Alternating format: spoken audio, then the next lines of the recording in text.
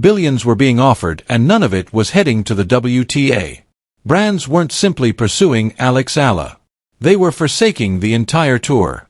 A 19-year-old from the Philippines had become more financially useful than a professional circuit created over 5 decades. Not through Grand Slam domination, not through ranking dominance, via something far greater, hazardous to the establishment, pure, uncontrolled cultural magnetism. And when the financial numbers started surfacing, the tennis world didn't just raise eyebrows, it held its breath, because what was occurring wasn't a sponsoring tale, it was a power shift, a modest corporate revolution disguised in a tennis skirt, and the WTA, they never noticed it approaching. Stay locked in, because the end of this, you'll understand why the most crucial struggle in women's tennis right now isn't occurring on any court. There's a certain type of athlete that surpasses their sport before the sport properly acknowledges them. Muhammad Ali did it. Serena Williams did it. And now, if the WTA institution welcomes it or not, Alexandra Eala is doing it on a scale. It features corporate boardrooms from Manila to Manhattan, entirely revamping their marketing blueprints. Born in the Philippines, raised on severe discipline and created by the Rafael Nadal Academy in Mallorca, Eala carried something into professional tennis that no coaching guidebook teaches. She carried a narrative, a real cross-continental, multi-generational narrative that resonated with billions of people throughout Southeast Asia, Europe, and the Americas simultaneously. That mixture, the underdog geography, the elite European training ground, the infectious personality, created what marketing executives secretly describe as a great cultural convergence. And companies noticed long before the rankings caught up. By the moment Eala was breaking through on the WTA tour, her social media following had already exceeded many of higher-ranked players. Her Instagram engagement rates weren't merely great for a tennis player. They were strong for any athlete in any discipline wherever on the globe. Brands measuring true audience connection, not merely following counts, but actual emotional investment from genuine communities. We're viewing statistics that made their analysts double-check the info. Sportsier businesses, luxury watch producers, technological titans, telecoms businesses with huge Southeast Asian consumer bases. They weren't simply interested, they were competing aggressively. Behind closed doors, talks were rising from exploratory conversations into serious financial commitments. And significantly, these chats weren't flowing through WTA partnering channels. They were going right to Eala's representation. This difference important enormously. The WTA works on a conventional sports marketing infrastructure. Centralized sponsorships, official tour partnerships, revenue structures created around the communal. That model functioned great for decades, yet it was built for another period. An period before a single athlete may command more digital attention than the whole company promoting her. Eala represented anything the old model hadn't accounted for. A player whose individual brand gravity was pulling sponsors out of the tour's orbit altogether. Not via disagreement, not through conflict, merely via existing and interacting with audiences on a frequency that WTA's institutional voice couldn't match. Inside tennis circles, murmurs were multiplying. Agents representing other players started hearing from brand partners that budget allocations were being reviewed. Tournament sponsors began obtaining quieter reactions to rejuvenation suggestions. The money wasn't disappearing from women's tennis. It was focusing, moving toward one unique center of cultural gravity. And that point had a name. That point had a backhand that may interrupt discussions. And that point was just getting begun. Ask yourself this. When was the last time a teenager made billion-dollar firms radically rethink their whole sports marketing strategy? Because that time, it had already arrived. Numbers have a way of escaping rooms. They were never supposed to depart. The statistics being discussed in private talks surrounding Eala's individual sponsorship portfolio weren't small endorsement deals.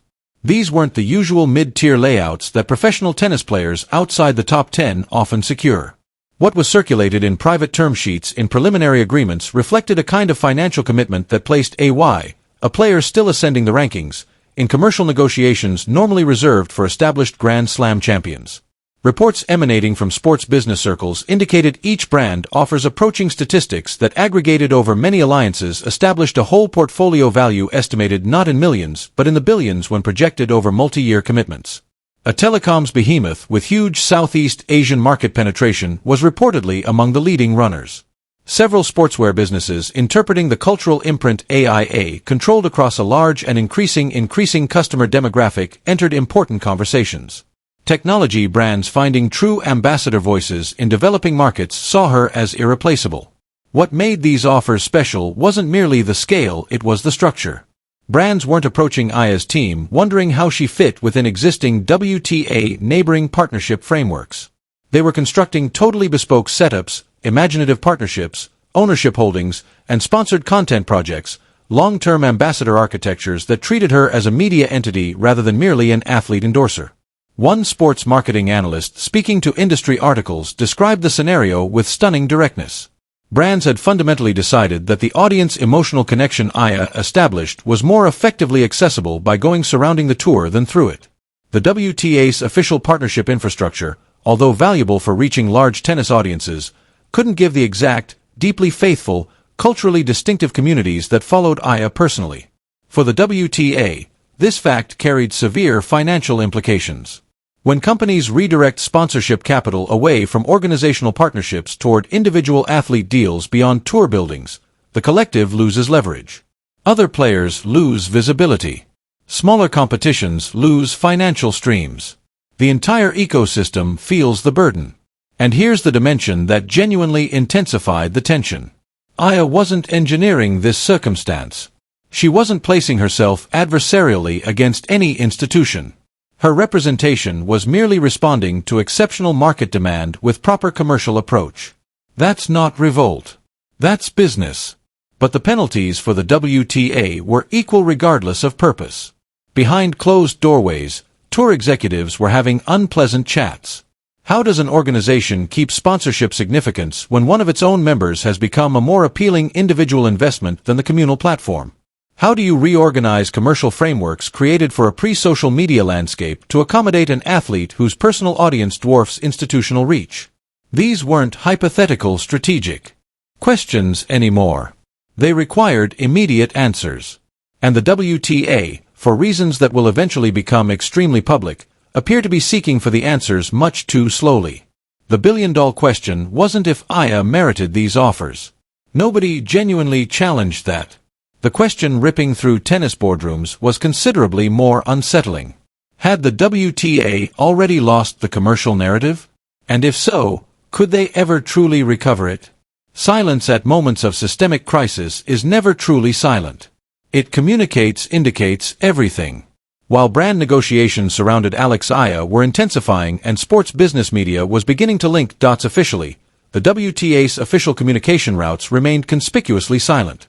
No formal acknowledgement, no strategic positioning statement, no obvious effort to redefine the commercial discussion on their terms, merely institutional stillness at just the moment decisive action was most necessary. And that silence was devastating. In the current media world, an organization's incapacity to regulate its own tail doesn't merely build a vacuum. It hands the microphone to everyone else. Tennis journalists, sports marketing analysts, fan communities throughout various continents, and rival sports entities all rushed to fill the interpretative void the WTA left unfilled. The tale being developed in their absence wasn't flattering. It depicted a ruling body captured entirely unprepared by a transition that glancing backward had been seen for years. The inherent structural causes for this delayed reaction were complicated. The WTA works over numerous jurisdictions, balancing competing interests from players, competitions, broadcasters, and established corporate partners concurrently. Decision-making inside that framework moves deliberately, in typical circumstances, because deliberateness demonstrates responsibility governance. But conditions surrounding Eala's commercial boom were anything from usual speed was essential adaptation was crucial and speed wasn't arriving meanwhile individual sponsors growing wary of the WTA's strategic orientation began probing talks that months earlier would have been inconceivable brands that had maintained stable mutually beneficial tour partnerships after years were suddenly asking basic problems. Concerning return on investment, were WTA-adjacent positions still reaching the audiences brands required most? Or had those audiences migrated following specific athletes, unique experiences, distinct cultural moments apart from institutional channels entirely? The replies those brands were receiving internally were deeply uncomfortable for tour leadership. Digital analytics don't negotiate. Audience migration data doesn't respect historic relationships, and the overwhelming conclusion for many independent commercial assessments was consistent. The WTA's capacity to deliver some high-value audience groups have considerably weakened. While Eala's separate platforms had simultaneously today, players throughout the tour starting noticing the downstream impacts. Conversations with prospective personal sponsors were moving. Brand representatives who previously mentioned WTA partnership alignment as a positive signal were now mentioning it less frequently or framing it with qualifications that hadn't appeared before. The institutional endorsement that once amplified individual player commercial value was losing some of its gravitational pull. Veteran players speaking anonymously to sports journalists expressed genuine frustration. They had invested careers building the WTA's collective commercial reputation. The idea that institutional silence during a pivotal transition moment was potentially undoing years of collective effort felt to many like a profound failure of leadership. And still officially nothing. The WTA's communication vacuum wasn't simply a public relations misstep. It was a signal to every corporate partner currently evaluating their relationship with women's tennis that the organization lacked either the awareness or the decisiveness to navigate its own transformation. For sponsors accustomed to partnering with forward-thinking, strategically articulate organizations, that signal carried serious weight. Every day of institutional quiet cost something real, and the invoice was accumulating rapidly. When corporations begin quietly restructuring financial commitments, the word they use is never withdrawal. The language is always softer. Strategic reallocation, portfolio reassessment, shifting investment priorities. But beneath the careful corporate vocabulary, the meaning is identical. The money is moving. And in women's tennis, it started moving with alarming velocity. The departures didn't announce themselves dramatically. That's never how institutional sponsorship erosion operates. It happens through renewal conversations that don't reach conclusions, through option clauses that expire without activation, through partnership agreements that simply aren't extended with the enthusiasm or at the financial levels they previously commanded.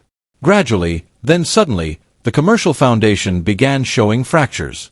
Multiple brands with established WTA presence began redirecting meaningful portions of their sports marketing budgets toward individual athlete partnerships outside tour structures. The calculus driving these decisions was straightforward and, from a purely commercial perspective, entirely rational. Audience engagement metrics around specific players, Eala being the most dramatic example, but not the only one, consistently